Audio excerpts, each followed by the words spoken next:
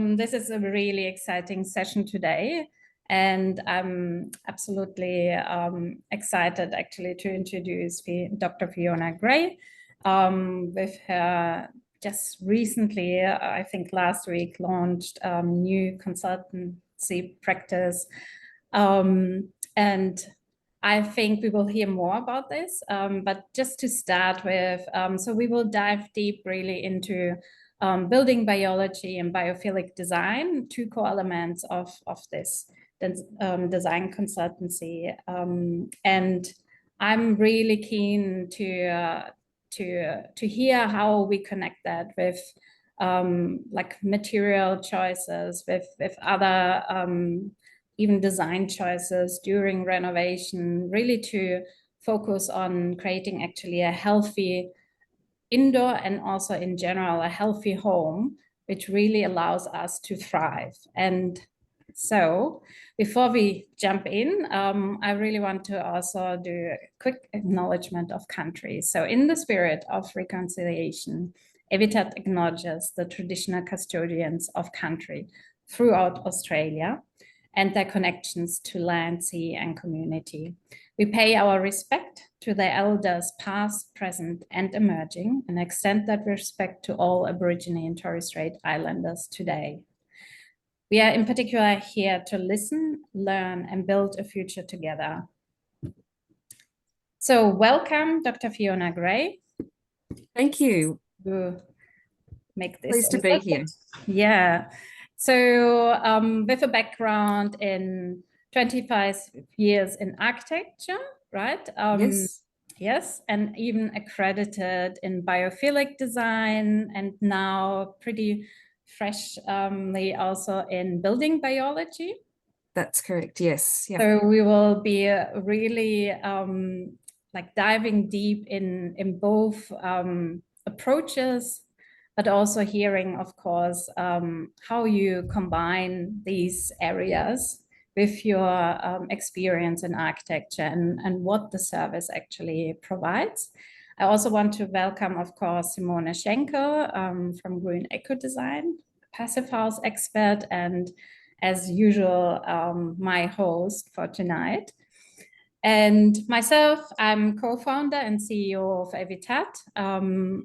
If you haven't explored what Evitat does, we are really empowering renovators, making healthy, low carbon and climate resilient choices and tracking all these choices in a logbook, turning it into long-term value. So, and I also want to mention, of course, Daniel, who is the helping hand in the background, will be running polls and also capturing any questions during the session. If there are any follow-up questions, even during that time, feel free to ask anything in community. I think we have shared the links, but we will do also a recording, of course, and then share the entire session online as well. So I hand it over to Simona and we can make a start. Wonderful. Thanks so much, Sonia. Yeah, and welcome, Fiona. Very exciting to have you here. Thank you. Yeah, I think what I always like to know, and I think it's really quite interesting, if you could tell us a little bit about yourself, just a bit of your journey, how did you get into sustainability, about your career, what you've done so far, and how you came to be involved or interested in biophilia or, home biology, and what you're doing now. Sure. Okay. Look, I've always, had an interest in sustainability. I was a nature lover as a kid, always out in nature. And I think, sustainability and nature go absolutely hand in hand. I suppose my interest sort of more formalised throughout my architecture years as an undergrad, where I was introduced to sustainable architecture through an architect called Rick Zen and the late David Oppenheim in particular. So they really shaped how I started to see the built environment. But it was really later when I had kids that my interest in sustainability really expanded from just sustainability to a much more holistic view around, and that's where I started to learn a little bit about building biology. And that was really because I started searching for answers because my firstborn baby, he became very seriously ill with extreme allergies and eczema, and he was hospitalized. We nearly lost him a couple of times. It was quite extreme, his reactions, and he was born when he was born. We lived in a terrible house. It was terribly cold. It had no ventilation. So I would sit up of a night time, breastfeeding him and trying to keep warm, huddled next to an unflued gas heater.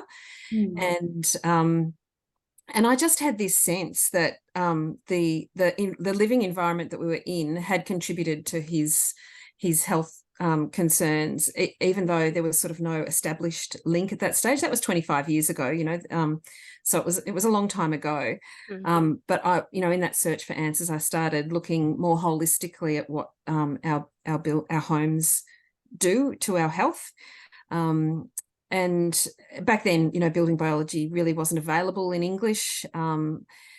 So I continued on as an architect, but, became particularly interested in natural materials, working in straw bale and rammed earth, and, started to change my focus a little bit. And then I moved into local government, and most recently worked as a CEO at Renew in sustainability. So I've really always been in that sort of sustainability space, but in different forms. And then just most recently decided to go, well, I've really come full circle and decided to go back to working for myself again, and have established Bioliving by Design as a way to really hone in on that focus of biophilic design and building biology. Amazing. A great turnaround. But yeah, maybe if we talk a little bit about the theme for tonight, designing for health, using principles of building biology and biophilic design. So, what does it actually mean, for people that don't know what those two terms mean? And, could you maybe explain a little bit, why does it matter now? Oh, look, I think, there's been so much media attention, in recent years around the really profound impact that our built environments can have on our health. And I think, that awareness has led to a deeper understanding of the connection between our homes and very specific health outcomes. So things like silicosis, which was often referred to now as the new asbestosis, caused by inhaling, the fine dust from building materials like concrete and brick. We've now got established links between gas, and particularly gas cooktops and heaters in our homes, and asthma. We're seeing such increasing rates of allergies in Australia. Obviously, the pandemic was a real catalyst for people to start thinking about, indoor air quality, and mainly people think about that in terms of viruses. But, people are now aware that indoor air quality impacts our health. And I suppose even beyond that, beyond the physical things, there's also factors such as, natural light, open space, access to greenery, noise pollution, all of those things that can really impact us, not just our physical health, but our mental well-being as well. Massively. So I think, that's why these things matter, because they really, there is a very strong relationship. And I think we need to shift now from really just trying to mitigate the risks that all of these things pose to actually being much more proactive and, sort of creating environments that really nurture our physical and our mental well-being. And, I think biophilic design and building biology are tools that we can use to really have that much more holistic approach that moves beyond just sustainability. I mean, sustainability is a very important part of it, but I think we can move beyond that. Yeah, definitely. Can we maybe dive in even a little bit deeper, into building biology? Can you give us an overview, about the history or the science, or, what things does it look at? Yeah, sure. Well, so building biology really has its roots in post-war Germany, where it was a response to concerns about how building practices were starting to affect people's health. So post-World War II saw this, absolute proliferation of petrochemical-based products. And that really opened up, Pandora's box, I suppose, of toxins coming into our homes. So a group of concerned professionals from all these sort of different aligned areas came together in the early 1960s, and they started actually scientifically measuring the difference between these newer buildings and the pre-war building stock. And that's really what resulted in establishing building biology as a discipline. So a guy called Professor Anton Schneider, he began teaching this, and he founded the Institute of Building Biology and Sustainability in Germany in the 1980s. And that's where I've received my building biology training from. But if you, to break it down, a lot of people have heard of building biology. They may have heard about it in a very specific context of like, oh, building biologists fix mold in your house, or, they deal with radiation, or they may have heard about it in that context, but it's much broader than that. So if you actually take the word biology, bio means life. Ology means the study of or knowledge. So it's the study of life. And then when you apply it to buildings, it's really the study of that sort of interrelationship between buildings and life. So it looks at the physical, the ecological, the social interrelationship between buildings and nature and sustainability. On that note, maybe just to mention, even like in the 70s in Germany, there was, I wouldn't say a general movement, but there was a lot of awareness created around like even toxins and material choices. There was even discussions throughout facilities like schools or even early childhood, kindergartens. And it was emphasis on using materials or finishes that don't actually pose any health issues, like with low environmental hazards, but in particular with more considerate, like low human exposure to any nasty components. So from there, I think a lot actually has changed within the decades, but in general, the awareness that certain material choices, certain finishes, and other things might actually impact not just the obvious things in terms of allergies, but even on hormonal levels and all kinds. So there's so much we don't obviously see, but it impacts us over generations. And if we are looking even in the broader context, I think that's what you tapped into. The numbers are really accelerating around a whole lot of health issues, and in particular in young kids. And I remember even we had like some friends from my parents' side, and they had really young kids with the worst allergies you can think of. And it was actually then most likely triggered through an early contact with some finishes, and they really had then to rethink the entire way how they live and build a completely new home with natural materials. But we will tap into that a little bit later. Yeah, I think it's, we spend so much of our time in artificial structures, and, we do so much for our health in terms of what we eat, the exercise that we do, but we don't often think about the health impact of our homes, and we just sort of take them for granted. And there's clear science now that is showing that many diseases are related to the built environment. So we're inhaling and ingesting stuff from our homes all the time. So it is something we need to be aware of. Absolutely. And on that note, just think of how many hours you're spending even in your bedroom during nighttime. And that's a really critical space. For example, bedrooms should be really healthy and supporting a healthy sleep, for example. And often enough, that's actually not the case. And I think, yeah, Fiona will be tapping into a lot of areas tonight.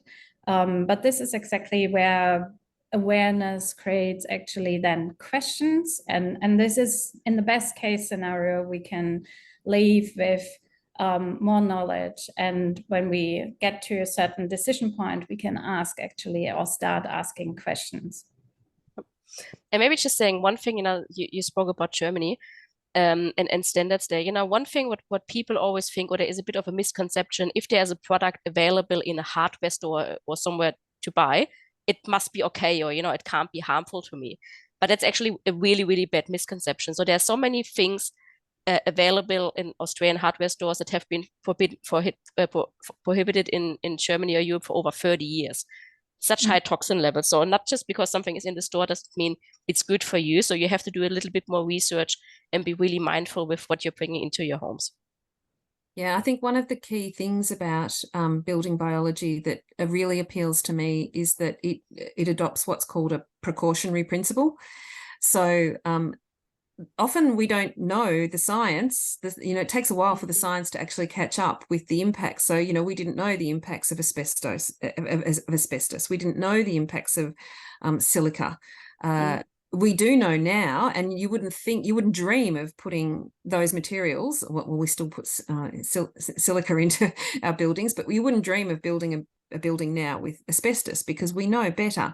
So while the jury is out on a lot of things, building biology adopts a precautionary principle where any improvement you can make is worth making. Yeah, that's right, actually, because and again, if you are in a journey, for example, doing maybe a project, it's the perfect opportunity really to inform yourself, and then actually to consider certain either alternatives or just making actually that decision based really on understanding what you are investing in and what will you get out of it. Yes, so maybe Fiona, if we can dive in a little bit deeper, into biomaterials or very permeable membranes, natural mineral renders and so on. What is so interesting about products like this, in points, or in if you look at building biology or untreated chemical-free materials, what are some things you should take into account? Yeah, look, there's a lot to take into account. I think probably one of the areas that we will focus on tonight is indoor air quality, and really that's very closely related to building materials. So I think the first thing is about trying to understand the materials that are in your home, the chemical hazards that are actually in your home. So I know most people have thought about or are very familiar with VOCs, volatile organic compounds, and that they're really, for people that don't know, substances that readily release vapors at room temperature. So the best way to think of it is everyone knows that distinctive smell of a new home, and that smell comes from VOCs, the off-gassing that they're doing. So common sources of VOCs include paints, adhesives, caulking products, some composite wood products, upholstery in your furniture, foams in your mattresses, that type of thing. So while we talk, a lot of people are familiar with that already, so that's a great start. We also talk about total VOCs as well. So that's the combined, because these, while they may be harmful on their own, they can actually act synergistically with each other. So they can combine, and the effects can be amplified because we've got multiple VOCs in the space and they're interacting with each other. There's another group of chemicals that people are less familiar with, and that's the semi-volatile organic compounds.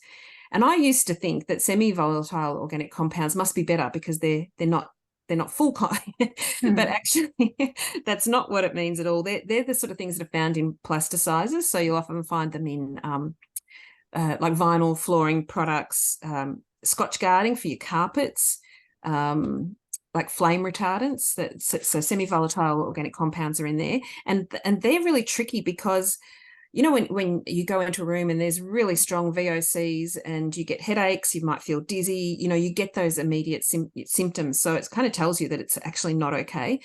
Semi-volatile organic compounds, that they often don't give off those telltale signs. And what they do is they release these sort of microscopic particles that are attached to surfaces and airborne dust. And then they enter your body through ingestion. You absorb it through your skin or you inhale it. And they're accumulative. So they're much harder to pinpoint as a primary cause of health concerns. But they have been quite strongly linked with allergies and asthma, but also reproductive issues, child development delays, thyroid disruptions. So those health threats that are associated with some common VOCs are really well documented. And what we need to be really careful of is sometimes things are advertised as, because people are aware of VOCs, they now get advertised, products get advertised, like you were saying, in hardware stores as they're zero VOC. But often what's happened is just a harmful VOC has simply been replaced by a semi-volatile organic compound, an SVOC, which may even have even greater health concerns. So, so there's those chemicals to be concerned about. There's PFAS chemicals as well, which they're called PER or polyfluoroalkyl substances, which is a big mouthful. But in essence, the easiest way to remember those is that they're called forever. They're often referred to as forever chemicals. And the reason why they're called forever chemicals is because they're fantastic for building products because they resist breakdown. Like they just don't break down. And so we use them in things like our roofing, glass panels, on our solar panels, and on a lot of interior finishes, because they've got the quality of being slippery, and so things don't stick to them, and they you know, that they make sense from a durability perspective, but they're also related to a whole bunch of concerns like cholesterol, increased cholesterol. It affects your liver enzymes. It can cause preeclampsia in pregnant women. They've even been associated with kidney and testicular cancer. So these things are not something that we should sneeze at. You know, they really do have very significant impacts. So that's the chemical side of things. But I suppose in terms of materials, another key area, I mean, there's a heap of key areas that you would consider, but it's a quality called, or it's a property of materials that we often look for, which is called hygroscopicity. So it's a bit of a mouthful, but I just think of hygroscopicity as being like blotting paper. So if you've got a material that acts like blotting paper, it's kind of acting like a sponge. And what that does is it allows substances to be absorbed. So it allows liquid and vapor and moisture in the air to be absorbed. And it's quite quick to dry. So what we look for is products that have excellent hygroscopic properties. And those products are often plant-based materials. So plant-based materials, natural materials, often have really good hygroscopic properties. And so that means that if you're using natural materials, you're reducing issues with condensation, which creates mold, which creates health issues. It improves your indoor air quality because you've got less humidity, and they dry out really easily. So there's some of the things that we would, look for and recommend as great materials to use from a building biology perspective. Oh, that's great. Yes, it's such a huge topic. I think we could talk about that for hours alone. Just that subject. Yeah, it's really interesting. And maybe just because I know that we will also tap into water, but on the material side, just consider also, like, Australia is, while we are talking all about energy efficiency and the homes are heating up during summertime. So each of these materials become, like, whatever is in the materials, that often enough off gases. And in particular, when you have poor air ventilation, all that stale air accumulates then inside. And that's exactly, we are not in a awareness culture, for example, regularly during winter times to open, for example, windows. Some windows are not even operable. So I think these things matter, in particular when you are spending a lot of time indoor and you're exposed actually to that air quality. Yeah. So on that side, Fiona, can you maybe just also a little bit explain what we are looking here in terms of the screenshots? Okay, yes. So they are some screenshots that I took of my own indoor air quality at home. And I wanted to share the ones that weren't so healthy because I think people sometimes can get overwhelmed and think, oh my goodness, I don't even want to know, because it can feel, a bit terrifying. Now, my air quality in my house fluctuates. I live in an old house. It's a house that is mainly made from recycled materials. So often my indoor air quality is very good because older materials tend to off-gas much less. So you can see there in the first panel the TVOCs, that's the total volatile organic compounds. Excellent, really good, because I hardly have any VOCs in my home. Because it's an old house, this was a cold day. I don't have central heating. It is actually quite a leaky house. So the temperature was cold and the humidity was high. So I do get much better readings than this, but I also wanted to share, readings that weren't so fantastic. And you'll also see the nitrogen dioxide there is not fantastic. And and there's an overall reading there telling you that the air quality index for that day, or for that time at least, when I took that reading, was unhealthy for sensitive groups. So for people who have allergies, it wasn't great to be in my house that day. I obtain these readings really easily, and this is something, I know we're going to talk about sort of tips and tricks, but I'll throw one in now.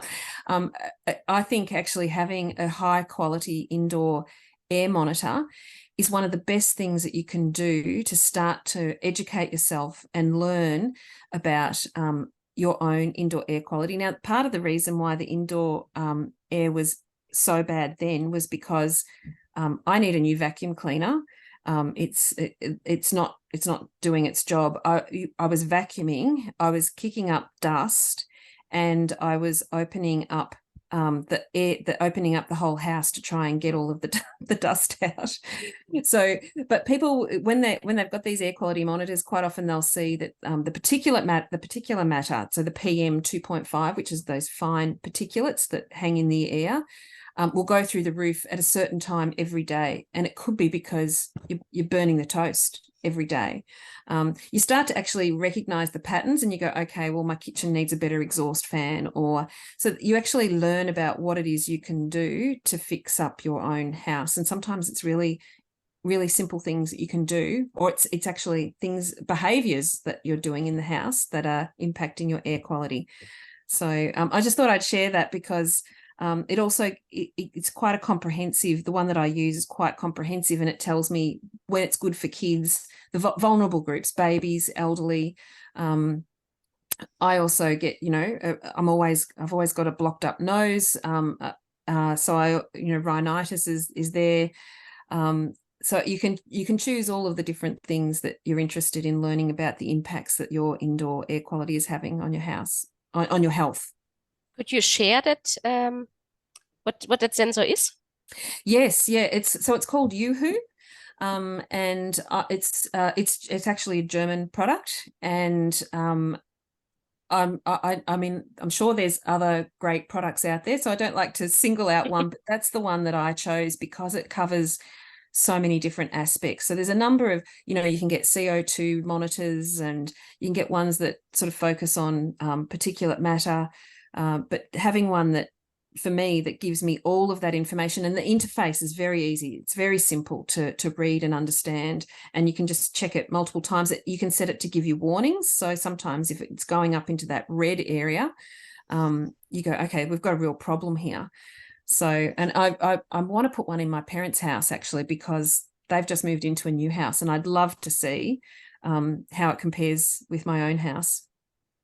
Yeah, that would be actually really interesting to understand a little bit, how certain material choices contribute, but in comparison really with these, for example, recycled, reused material choices, which have off-gassed for quite a while. Yeah. So that's a really interesting aspect. Yeah, and I think it's interesting as well. Some people are really sensitive to it and they're aware of those things, but many people, they just don't expect anything. And they might be wondering, they might have constant headaches, or the kids might have constantly a runny nose, and they just don't know that actually the house might be contributing to that. I think that's why it's really valuable. I didn't know for years why I was always snotty. And then, discovered that actually if I got rid of, the particles in my house that were causing that, it really improved. So I hate doing the vacuuming. I avoid the vacuuming at all costs because it always causes issues. And it's interesting. So myself at the moment, my asthma and my allergies have flared up quite significantly, especially when we were in Europe. And the interesting thing is, so I'm fortunate that I live in a passive house now. And while I'm at night in my bedroom, it completely dies off. So I wake up in the morning, I don't have a cough, my nose is fine. And I think, okay, now I'm through it. Now it's good. And I go to my morning walk and it's back with a vengeance. Yeah. But then at least I can rest at home. But if I go to the office, it gets quite bad as well at the moment. Maybe we talk quite a lot about materials, but can we maybe jump a little bit into water safety, filtration for drinking, and how good is tank water, and if we can go a bit more detail about that. Yeah, sure. Well, I suppose comparing tank water and mains water, there's often a lot of scary stuff out there about tank water. I live off mains water, so I only drink and use tank water. So I have a bias for that because I've done that for 15 years. But also too, something to be aware of is that I live in a rural area, so the quality of the water is not tainted by external pollutants. We keep our gutters clean. We make sure that the water that's going into the tanks is not contaminated by animal feces in the gutters and things like that. I know Sonia we were chatting before we came onto this call about she's on tank water as well, with tanks under the house, so her tanks are kept in shade, which can also make sure that the water quality is maintained rather than having them out in the beating sun. So there's a lot to consider with water, because it's not just about the water itself, it's also about how you get the water to your taps. So even thinking about the types of pipes that you use, and if the water quality isn't so good, what sort of water filtration system might you use? Osmosis is really the gold standard if you're going to use water filtration.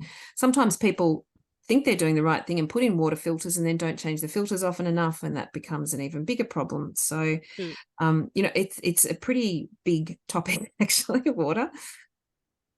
Yep. And I guess can you maybe talk a little bit about whatever pollutions, or I've have a note here, distance from industrial height chimneys or things like that, where people should look out for, or is there a scenario where you better shouldn't use tank water? I don't think, you know, one thing that I do try and avoid with building biology is you should and you should not. Like, you know, it always depends on people's individual circumstances, and then what you do to deal with the particular circumstances that you have. So, you know, you may not be able to fit a water tank. So you're on town water, and you know, our water quality is pretty good in Australia. So generally speaking, so I know some people have you know, real concerns about fluoride.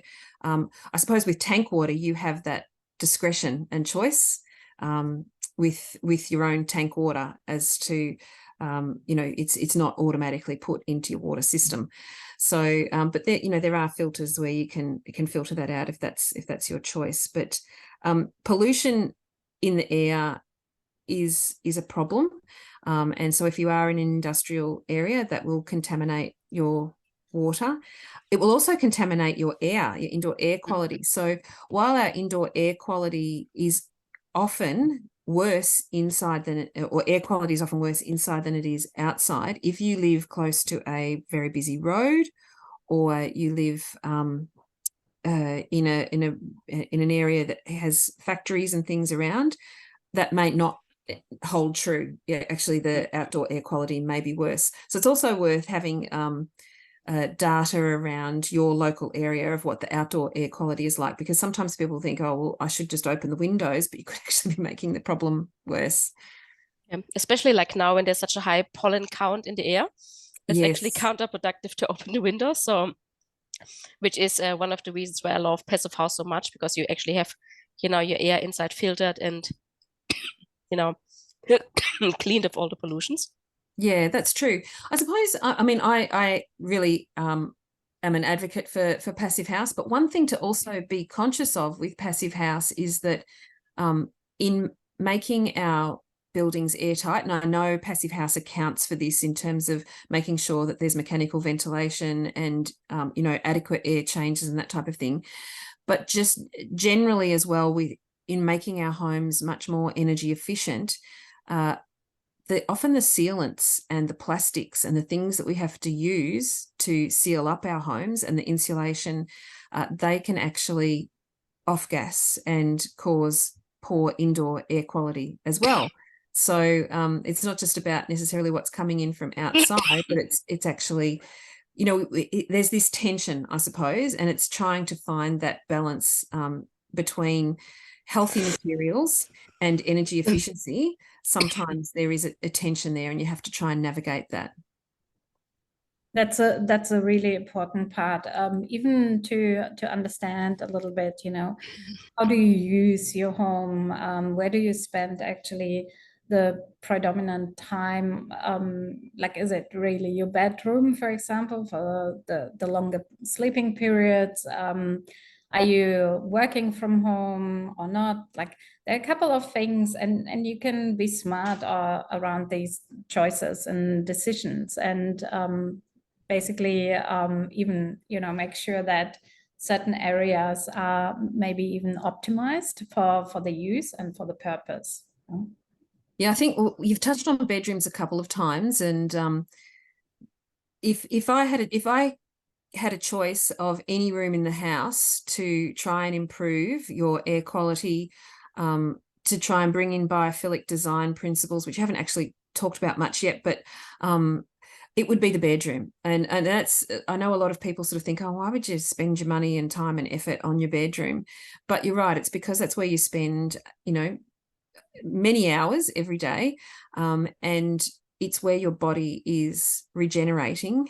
And there's a very strong link between good ventilation in bedrooms and the quality of sleep. So we know the quality of your sleep also has a really profound impact on your overall health and well-being, physical and emotional well-being. So getting a healthy bedroom is a really great place to start. And that's not just about the materials that you're using. It's also about you know, making sure that and the ventilation. So you've got mold, but also issues like radiation as well. You know, if sleeping with a switchboard on the opposite side of the wall is problematic. So that can actually disrupt your sleep. So even just the spatial layout, how you place your furniture, there's some low-hanging fruit that people can make subtle changes to their rooms and get much better outcomes in terms of good quality sleep. Yep. I think, like I said, we've talked a lot about building biology, and it's such a huge topic. We probably could do several sessions about it. But I've seen there is actually a PDF that we're going to provide, to listeners later on about the 25 principles. So, if someone wants to go into a bit more depth, but maybe is there one last thing you want to say about, building biology, or, a couple of favorites, for people to look out for before we move on to? Well, I think, getting an air quality monitor is a really good start. Being aware that, a green home is not necessarily always a healthy home. You need to sort of think about those two things. I think really the thing is probably prioritizing healthy materials and indoor air quality is a really great way to spend your money when you're making choices about your house. We often make choices based on what we think will be seen and what looks beautiful. So we don't balk at the price of a really sexy kitchen benchtop, because everyone will see that. Yet choosing non-toxic materials, which sometimes may cost some more, and they might not be seen, we do balk at that. So I think if you sort of, go in with a mindset of, well, actually, this has real impacts on my long-term health and my family's health. And looking at recycled materials is great, because again, they've done a lot of their off-gassing. I think that's a really great place to start. But the other thing I'd say too around building biology is not to panic. I know there can be sometimes sort of like a fundamentalist approach, like, I have to remove every single VOC from my house, and I have to do all of these things. But I just think start somewhere. Wherever you start, you're going to start to make a difference. But there's also, look at the things where you can get the greatest impact. So focus on eliminating those really high impact hazards. So for example, flooring, if you've got a particular type of flooring that is not good throughout your entire house, that's one area that you really should focus on. Fix that one thing up. That will make a massive difference. And then don't obsess over all the tiny little things, because actually it's impossible to build a totally non-toxic house in our modern environment. So I think it's all about balance and being realistic and not feeling overwhelmed by it all.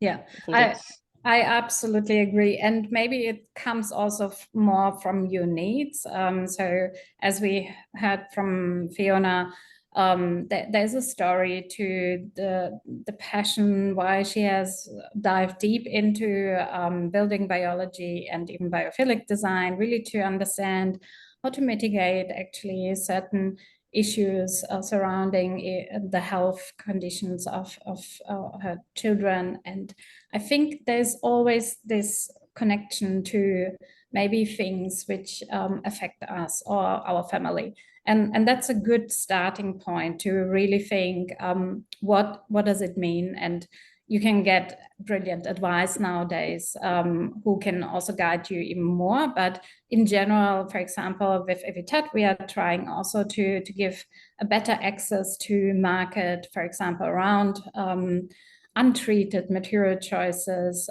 finishes, and so on. So that will grow over time, but that's a good point to consider, but connected really to your own needs, not so much on a holistic level, because that's exactly what Fiona means. That can be easily overwhelming, and you will never get it 100% because we are all embedded in an environment.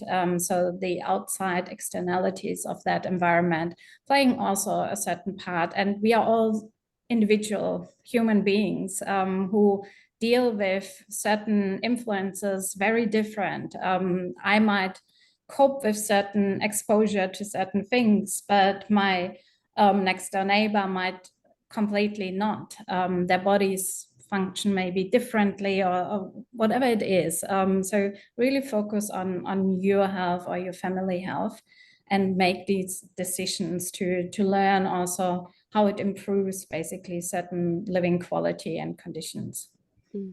And I think, if you have some works to do in your house, then, if you need a new paint or a new carpet or something, then you go for the better choices. But you can't start, replacing everything. But like you said before, Fiona, with recycled or, used materials. And I know, and you said as well, often when you buy products or things that are, healthier, they're more expensive. But I think when you look at furniture as well, if you can't afford maybe a nice healthy sofa or something, or furniture, maybe look for something pre-loved. Maybe you can find something that's really high quality, that's a little bit older, still looks beautiful, amazing, but you don't have those off-gassing issues anymore. There are always some options. Yeah, absolutely. Yeah, absolutely. So let's move maybe to the aspect of biophilic design. So Fiona, you are accredited in biophilic design by the Living Future Institute. And can you give us a quick overview, even what is biophilic design and how are you weaving it into your practice in consultancy, and how it touches actually directly into building biology? Yeah, sure. So the building biology and biophilic design, they're distinct. They're both distinct disciplines, but they're very complementary to each other. And really, I was studying both at the same time, and I was thinking, oh my goodness, the overlaps between the two are quite incredible. So they're both largely about creating a healthier, more sustainable environment. But where biophilic design is specifically focused is on bringing the natural world into our built environment. So again, like before with building biology, where we broke it down, the term biophilia means, again, bio, life, and philia means love. So it's together, biophilia means a love of living systems, or a love of life. And when you apply that idea then to design, it's really about tapping into that innate connection, I suppose, that we have as human beings with nature and with living things. So there's a few different frameworks for biophilic design, whereas building biology sort of has that sort of defined 25 principles. There's different frameworks that you can use, and they're all good. Like there's not one that I favor over another. Probably the easiest one that I work with though is Stephen Callett's. He sets out 6 key elements of building biology. Biophilic design. We won't have time to go into all of them, but they touch on things like, and then under each of those 6 elements, so there's about 70 different aspects that you can sort of drill down into.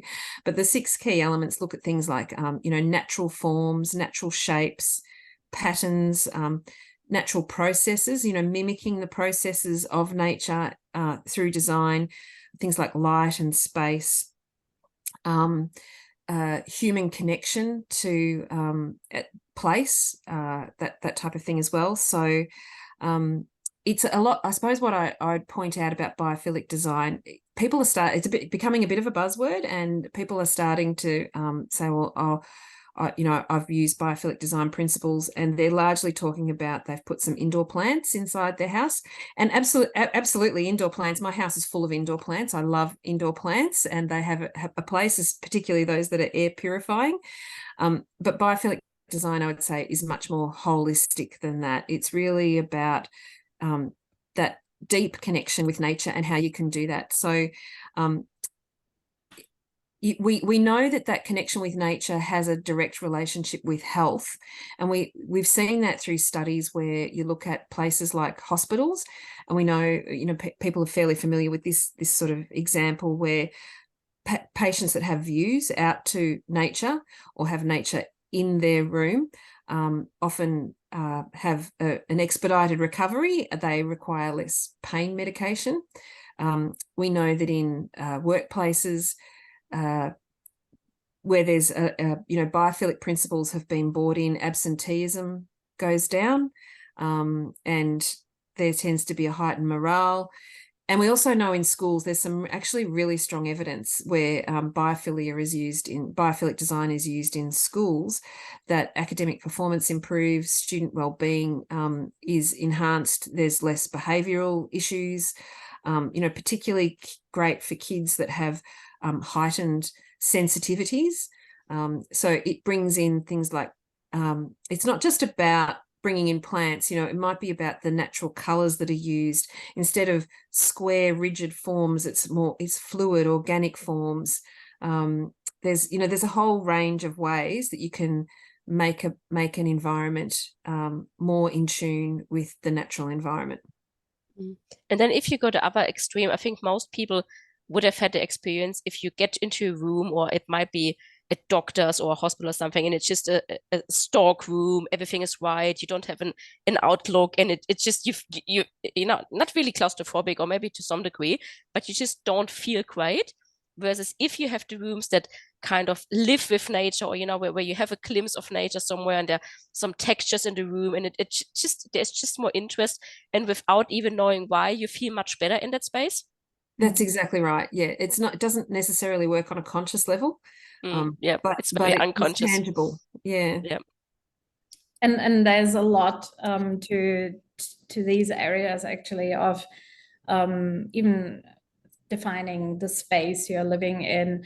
I've chosen here 2 examples actually from Biophilic Design. I could have chosen something from Australia probably, but I love, for example, in Vietnam, there are like a good handful of really innovative architects who incorporate the outside environment into the inside and vice versa. And they play even with weather elements and really incorporate that nature combination with your own way of living, because of course temperatures are playing a role. You can utilize that, but if we are looking at climate zones similar maybe to those ones here across Australia, we are largely still shutting out nature from our living spaces. And yes, we might be bringing in some plants or something, but it's not embedded really to the point maybe what could be even during design phases. And that's an opportunity maybe to think as well. I know we have considerations here also, like in particular, like with Queensland, for example, termites and other things. You don't want to bring everything in. However, we have, for example, a deck area which is very open, and it opens up basically or combines in the best case scenario living areas, even a sleeping area with that open deck area. So you can utilize all of this as one space, and having actually some elements of even trees and combining that into it. And it really calms, like this is our place where we have this calm, like kind of experience all the time. And the way how we live here is very different to the rental home in Melbourne, for example. And you can really feel you make an effort actually to calm down, to relax a little bit. And I think dealing, for example, with fast-paced, stressful situations becomes a complete different way of looking at it. Yeah, absolutely. And there's even things that people don't necessarily think about as being nature. Even having things like a fish tank, like an aquarium in your house, that's even been sort of shown to have calming effects on people. So so not just the sight of plants, the sight of water as well. So if you can look out onto like a little water feature, they've even demonstrated that nature-inspired art. So if you're in a room that is just 4 walls, you've got no windows, they've demonstrated that you can actually reduce stress in that room by having an art-inspired mural on the wall. So there's something just kind of almost primitive about that connection with nature, and it doesn't even have to be real. I mean, ideally you do want it to be a real connection, but there is, it's tapping into that really innate human connection that we have that makes us feel better when we're in nature. Yeah, awesome. I so agree with that. And you know, for example, if you are considering even doing, you know, some renovations, and every single time you might consider altering something or even building completely new or rebuilding, I think these opportunities are there to really tap into it and think maybe a little bit more holistically right from the start.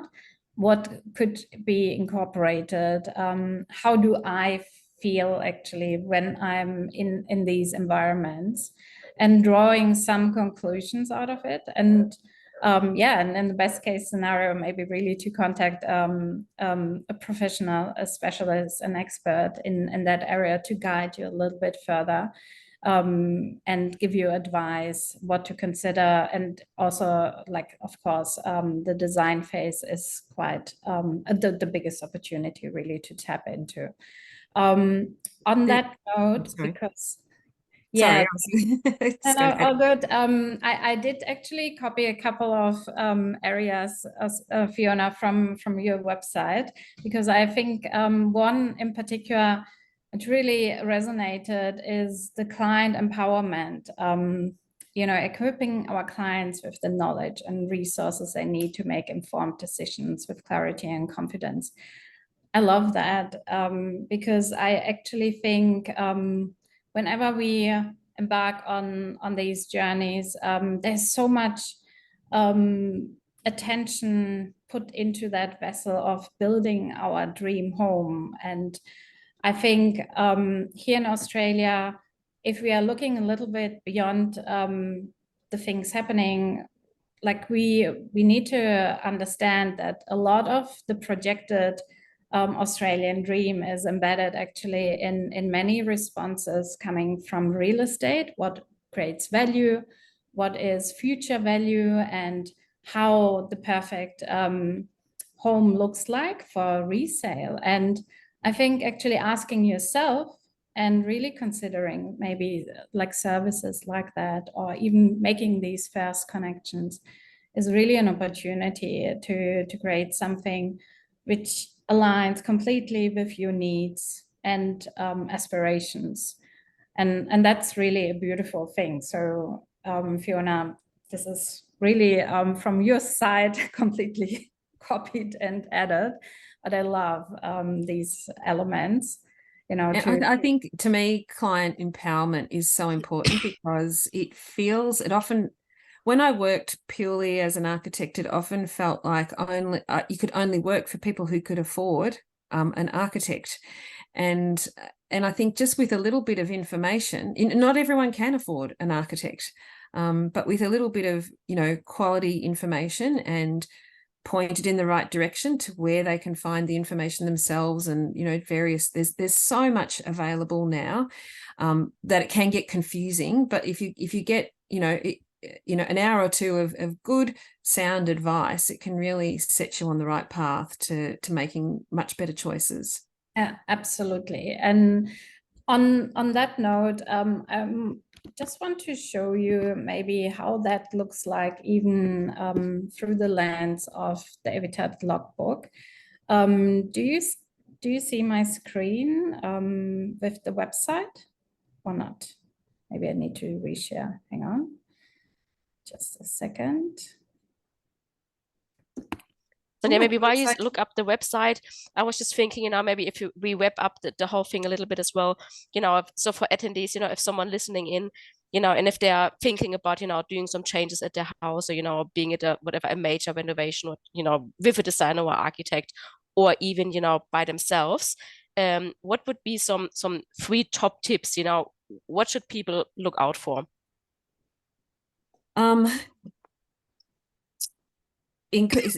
Incorporate biophilic design elements right from the start. So things like natural light, really important for your circadian rhythm. I wish we had have got onto that, because that's when we were talking about sleep before, really important. You don't muck up your circadian rhythm. So design can help with that. But yeah, Biophilic Design is very interested in that. 3 things. If you're renovating, from a building biology perspective, do your homework in terms of understanding the hazards that are already in your house: lead, asbestos, treated timbers, that type of thing. I don't know whether we can share after I've got a few resources that are really worthwhile for people to go and tap into. Yeah, the best place is probably because we have the event page published also on community. And if you could just add any links, any resources, or anything you want to share there, it would be perfect. Yeah, great. Okay, well, I'll do that because I've got quite a few, and I've got a number of resources as well for choosing products. So it's that I'll put those links, and that's all part of client empowerment, being able to go and have a look at that yourself. Yeah, absolutely. And that's usually the first step, to gain more knowledge, to dive a little bit deeper, and also to assess really on your personal level what matters most to you, and what is your surrounding even environment. And then you can make really the choices, decisions, and so on, and really improving elements of your home. So on that note, what I've played around, this is actually our home in Melbourne. And I just wanted to tap into 2 areas quickly. One is what Fiona was mentioning. For example, if you sit down and think from even needs perspective or aspirations, I mean, in this case, it's in particular driven by needs. We have here, for example, the section with the goal settings, which really taps into areas, for example, like choosing for low allergy materials or non-toxic materials. So you can put goals together and share that with an expert to make sure that they get the right information. It's like a pre-evaluation before you go into the next session, and a full brief. So it's really to gauge a little bit more what is relevant. And then with that, I have added here, for example, which is unfortunately not the case, but I've added, for example, areas of breathable membranes, material choices, which don't come untreated, so they don't put you in an indoor air environment full of chemicals because they off-gas. So if you are adding all these things, that will be captured in the logbook, and you can inform a future buyer, for example, very detailed. Of course, there's, for example, maybe other evidence, maybe even the outcome of such a design session with Fiona or with anyone else who is an expert in that field, or any of these even bigger decisions around materials. If you have chosen, for example, made an investment in biomaterials for insulation, like wood fiber, untreated. It's a significant investment still, and you want to be able actually to showcase that. And that's exactly what the logbook does. And we are working also on converting that information really into a long-lasting property value, associated also against certain climate risk and so on. So play around, explore, and we really invite everyone to have a go with these things, and really give us also feedback how we can make this really valuable in general.